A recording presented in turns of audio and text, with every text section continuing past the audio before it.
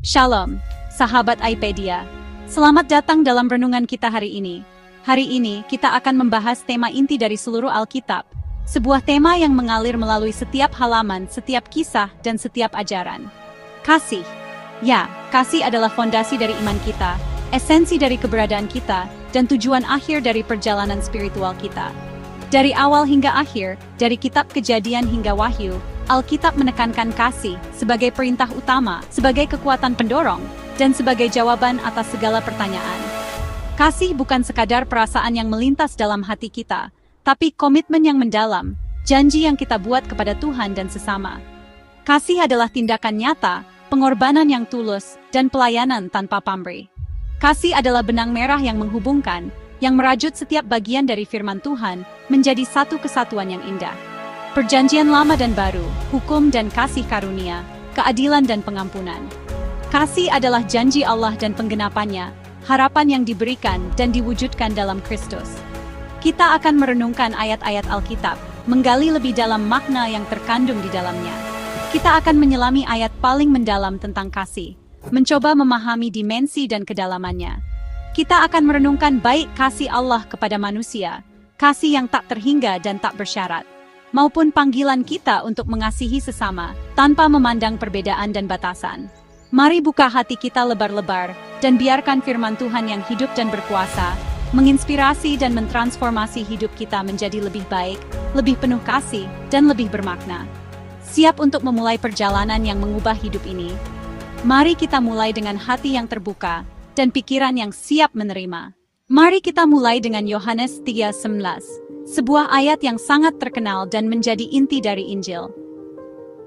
Ayat ini sering disebut sebagai ringkasan Injil yang paling terkenal, sebuah pernyataan singkat namun mendalam tentang kasih Allah kepada umat manusia. Ini adalah fondasi dari iman Kristen, sebuah janji yang membawa harapan dan kehidupan. Karena begitu besar kasih Allah akan dunia ini, sebuah kasih yang tak terukur dan tak terbatas. Kasih ini melampaui segala pemahaman manusia, meliputi setiap bangsa, setiap suku, dan setiap individu di seluruh penjuru bumi. Sehingga ia mengaruniakan anaknya yang tunggal, sebuah pengorbanan yang tak ternilai harganya. Pemberian ini adalah bukti nyata dari kasih Allah yang begitu besar, sebuah tindakan yang menunjukkan betapa berharganya kita di matanya. Supaya setiap orang yang percaya kepadanya tidak binasa, melainkan beroleh hidup yang kekal. Janji ini adalah harapan bagi semua orang, sebuah jaminan bahwa melalui iman kepada Yesus Kristus, kita dapat memperoleh kehidupan yang kekal dan terhindar dari kebinasaan. Kasih Allah melampaui pemahaman kita, sebuah misteri yang tak terpecahkan, sebuah kekuatan yang tak terhentikan. Bukan sekadar kata, tapi tindakan nyata. Kasih itu bukan hanya sebuah konsep abstrak, melainkan sebuah realitas yang hidup dan bekerja di dalam dunia ini. Allah memberikan yang paling berharga, sebuah hadiah yang tak dapat dibandingkan dengan apapun di dunia ini. Anaknya sendiri, Yesus Kristus, yang datang ke dunia untuk menebus dosa-dosa kita. Pengorbanan ini membuka jalan keselamatan bagi siapa saja yang percaya. Sebuah jalan yang dulunya tertutup, kini terbuka lebar bagi semua orang yang mencari kebenaran dan kehidupan. Tidak peduli latar belakang atau masa lalu Anda, kasih Allah tidak mengenal batas. Pintu kasih dan keselamatan selalu terbuka. Sebuah undangan yang tulus untuk datang dan menerima kasih karunia-Nya. Inilah fondasi iman kita, sebuah dasar yang kokoh dan tak tergoyahkan. Kasih Allah yang tak bersyarat dan menyelamatkan. Sebuah kasih yang memeluk kita dalam segala kelemahan dan kekurangan kita. Ayat ini adalah undangan bagi semua orang untuk menerima hidup kekal.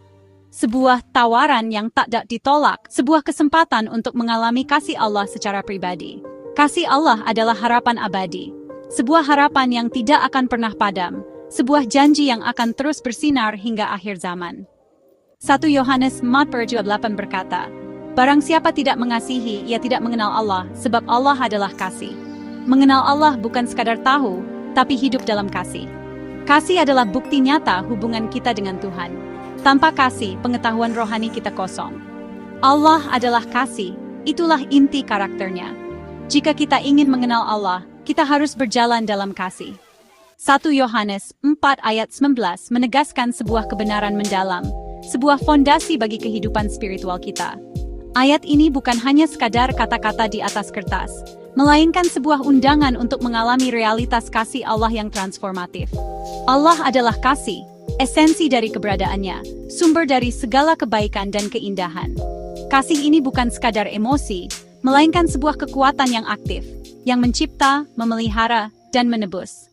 Dan barang siapa tetap berada di dalam kasih, ia memilih untuk hidup selaras dengan sifat Allah itu sendiri.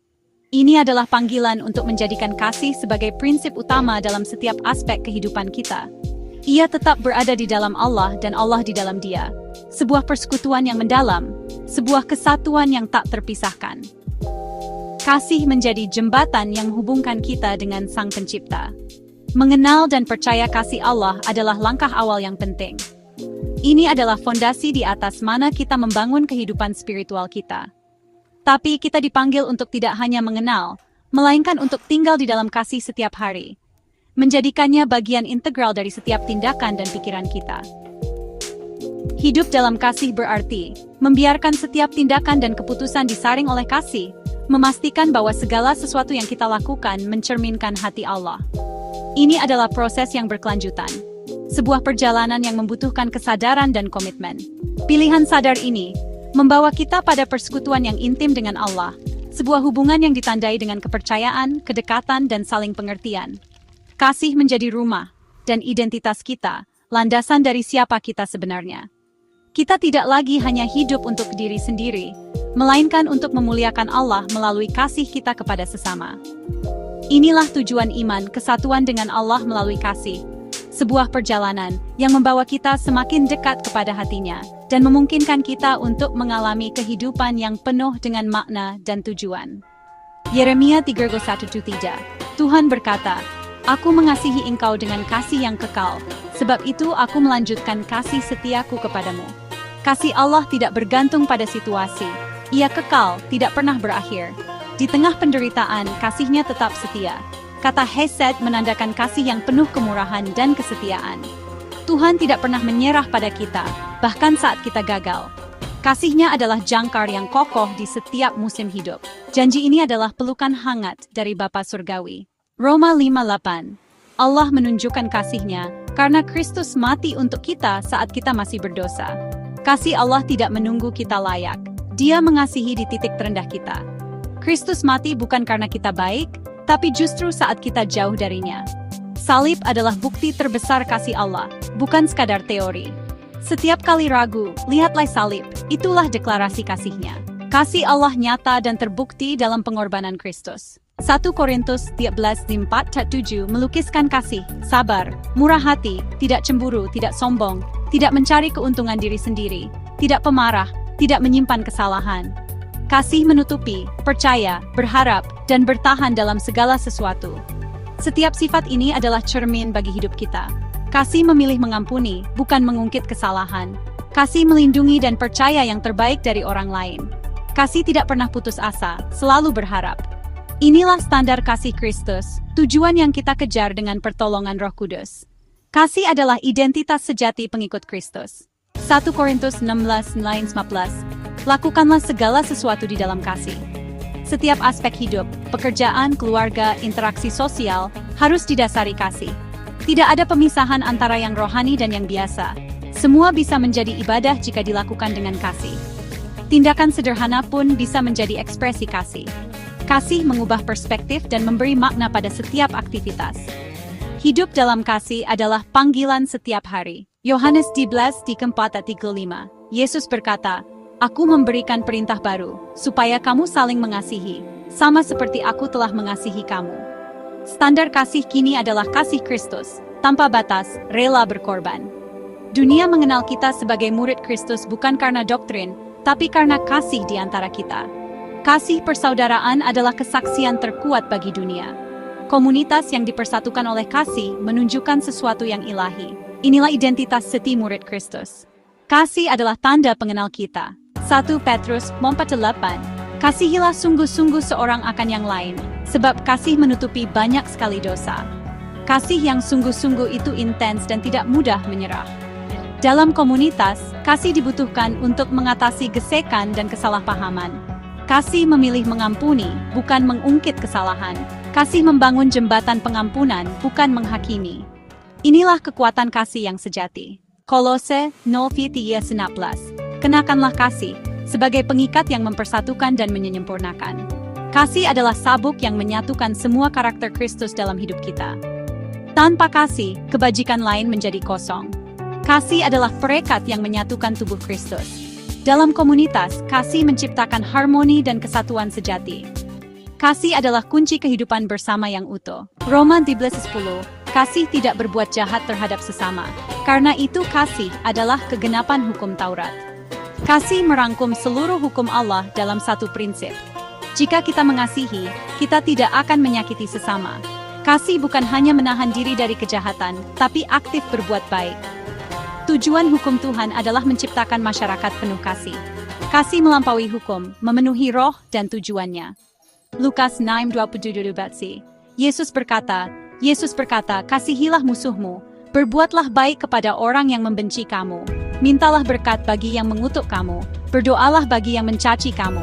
Ini adalah standar kasih yang radikal dan membedakan kekristenan. Mengasihi musuh bukan sekadar perasaan, tapi tindakan nyata. Yesus memanggil kita untuk memberkati dan mendoakan mereka yang menyakiti kita. Kasih ini hanya mungkin dengan kekuatan Roh Kudus.